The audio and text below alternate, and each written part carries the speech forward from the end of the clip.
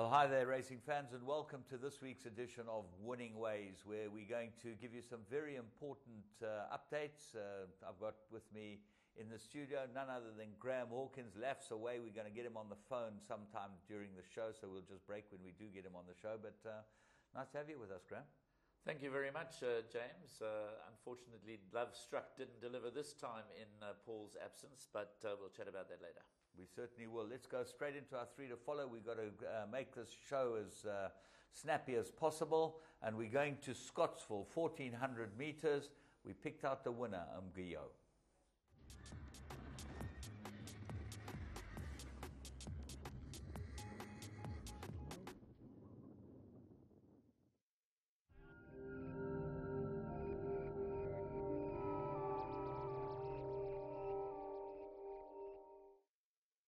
Well, after a fantastic sale season with Bloodstock South Africa, we're looking forward to the big sale here at KwaZulu-Natal. That 2-year-old sale is a fantastic sale, a yearling sale at least. It's always a good sale, isn't it? Yeah, last year's sale has turned out to be quite strong. Happy Valentine came off that sale, as did Colour of Courage, and they're the top two contenders for the R1 million race for the graduates of their sale on Vodacom Durban July Day, although whether Happy Valentine will accept the engagement remains to be seen. Should be great fun, so look forward to that. But before we go there, let's go and see Umguyo at Scottsville. Well, there it is, out of the 8 gate. All set, and they race not too well away. Not too smartly into stride, one has to say, and has to be bustled along to get into the race. Well, the horse that was fancy that had run 2 good races in the green and blue colours is on the outside, Assegai. And Anthony Delpeche trying to get Umguyo in, but he ends up getting caught, trapped a bit wide, and this was a very good run for a first time. I thought he came from a long way back, Graeme. Assegai beautifully placed up in second, and this horse looks like he's got some ability the way he won this. Yeah, he certainly stretched away from them in the closing stages, as one would expect. Still signs of being quite green, particularly around the turn. As you can see there, he's getting the hurry-up call just to stay in touch. But he puts his act together over the final 400 metres in very impressive style, and he looks set to improve quite significantly on this performance. Well, it's owned by the lucky guys, Rippins and the boys, you know, and here Assegai sets sail for home. Umguyo's still battling. He looks like he's lugging in. Delpeche now gets to work on him, and in a matter of strides, he puts this field to bed. Yeah, you would have to be excited by this debut. After having run in snatches around the turn and wanting to shift towards the crop in the early part of the straight, he gets his mind on racing over the final 200 metres and then puts him to bed quite comfortably. Yeah, I think that he's a horse that will go on from there, and we can certainly be with him. We go to Greyville now, and we're going to go and have a look at a 1,000-metre race, and that was the first on the big day, Daily News Day on Saturday, and a number of nice horses here, but this one caught my eye particularly, this horse Eddie Sweat. James, out of a very racing in the colours of Robin Bruss, out of a very fast mare, was well performed on the track herself. Again, headstrong in the early stages, never easy to make your debut from the widest draw of all, even though it wasn't the biggest field around, trapped wide throughout, and to be beaten under a length at the line was a very, very good performance, because can only improve on this. And the winner was strongly fancied, Active Valor, to make a winning debut, and this it did as well after a slow start. And Acapulco turns into the straight next door to him, but he's had the benefit of a couple of runs. But here, Eddie Sweat really doesn't look like he's going anywhere. He's right on the right-hand side of your picture, gets a couple of smacks, and lugs in a bit, just really runs a good race. Runs on very, very nicely. By Imperial Stride, who's already had a very impressive juvenile winner this season just the other day for Dennis Dreyer, stays on really strongly at the end, and certainly his winning turn can't be too far off. Looks like he'll go a bit of a trip too. He looks like he'll certainly get better than 1,000 metres. Okay, so we go on from there, and we look at the second race at Greyville.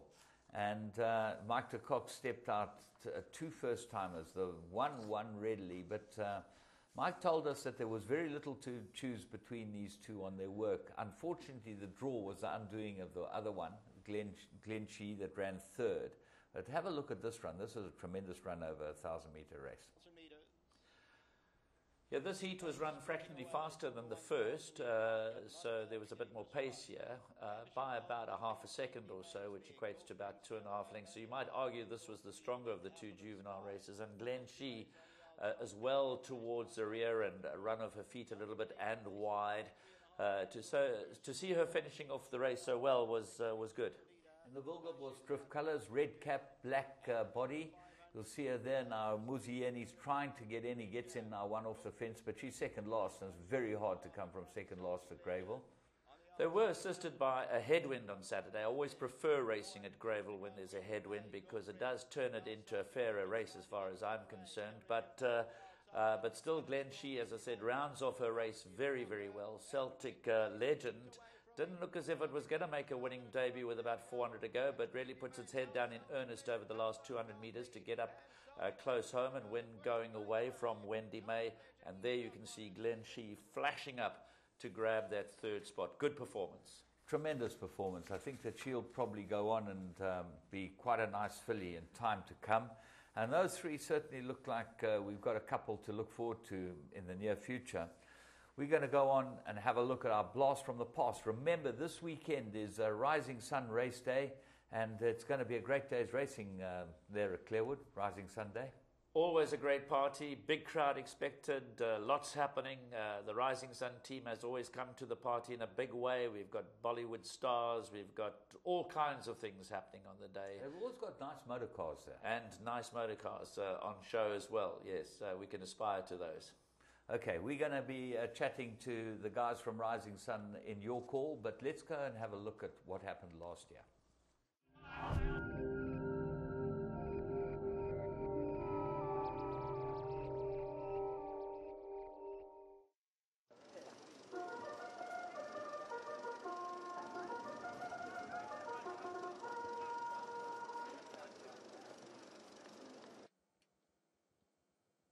Rising Sun Gold Challenge Grade 1 sent on their way. It's action time from the 1600 meter marker.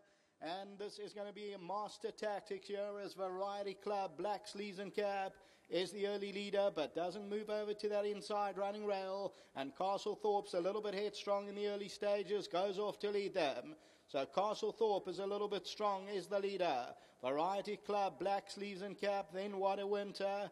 On the outside, Tales of Bravery moves up into third position, and Pure Jadon looks on from behind, about 5 lengths off the leader. Now Variety Club goes on a length and a quarter, but there's no pace on. Castlethorpe is second, and Tales of Bravery's third. What a Winter's back in fourth, and then Pure Jadon, only 5 lengths off them in the Rising Sun Gold Challenge. At the 800 meter marker, the hot favourite Variety Club leads it.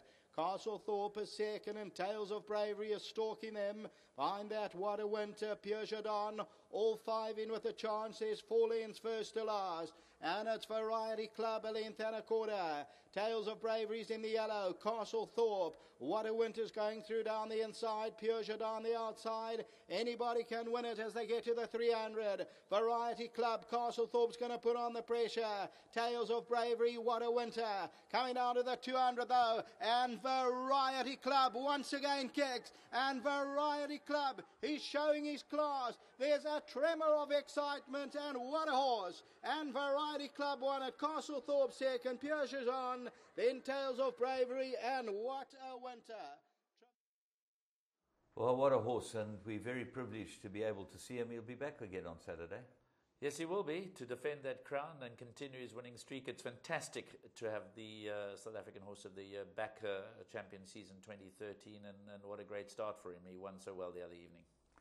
Yeah, it's going to be a great day's racing, and we'll hear a lot more about it, as I said, later on in the show. But let's go on and have a look at the plum of the week.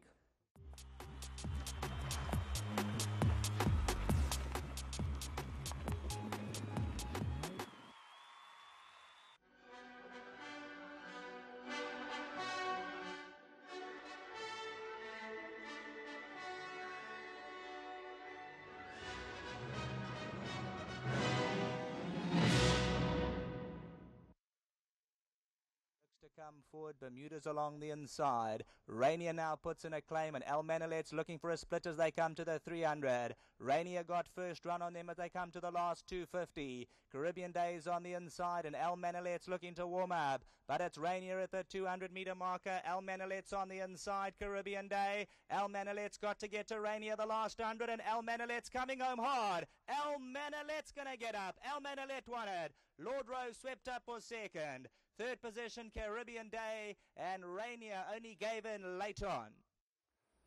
Well, this looked like the business over the week. He was looked like a bet, and at the price you could get on Interbet, 5-2, 2-1, 5-2. It was 15-10, 16-10 with the bookmakers. Paid 15-10 on the tote. No, like good bet. You had to wait for a while for him to get into top gear, but he certainly ran on very strongly in the closing stages. Does he run in Alesh's colours? Well, that's the point. He runs in Alesh's colours. Did you see that Alesh got his 10th comrades and he got a bronze medal? So I think that was fantastic. That's the point I wanted to raise. I got the photograph on my email this morning. Very proud Alesh Naidu. I actually had no idea that he ran as well. Is he trained by Lafferty as well? He must be, because there's no doubt he's a good runner. Anyway, well done, Alesh. Well done. Well done, Alesh. And those of you that wanted to get an early present, you could have backed El Manalet during the week. But great to see our boys out there winning on all fronts. Let's move on, and we're going to have a look at what happened in current affairs.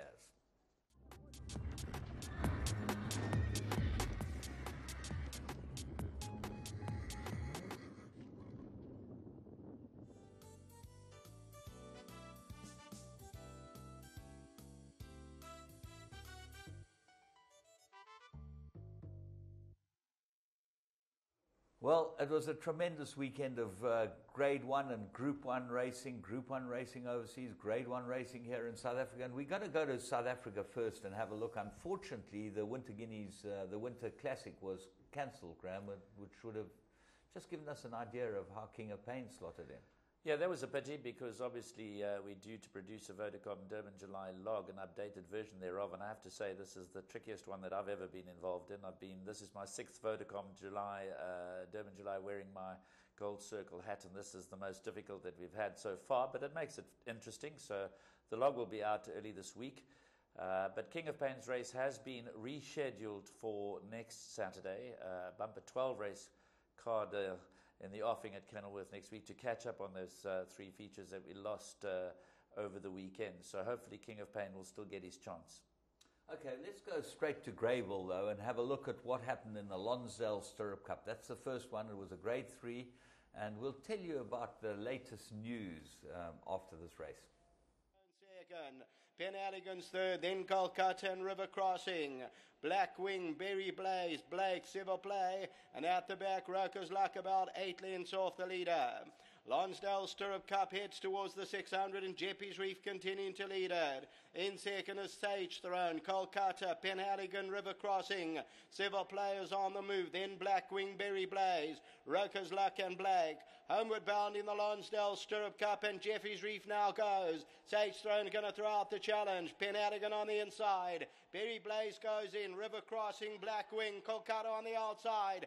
Jeppy's Reef continuing on here. Penhaligon, River Crossing is running on. Down the inside, Sage Throne. But Jeffy's Reef continues to find. Jeppy's Reef, River Crossing, Silver Play on the outside. River Crossing now comes home powerfully though from Penhaligon. And River Crossing's going to get up and win it. Second Penhaligon, Silver Play, and then came Jeppy's Reef.